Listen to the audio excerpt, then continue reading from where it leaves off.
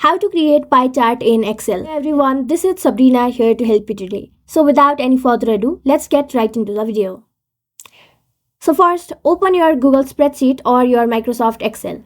After that, simply create this data. I have used this dummy data.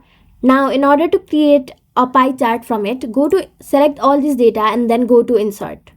After that, go to chart and then a chart will be created. Now in order to change it into pie chart, simply tap on this column chart, scroll down and then you will find an option of pie.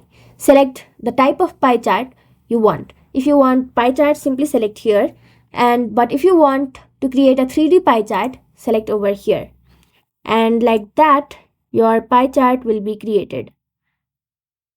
So that's how you do it. Thank you for watching this video. Make sure to like, share and subscribe to our YouTube channel. If you got any questions, comment them down and I'll catch you in the next one.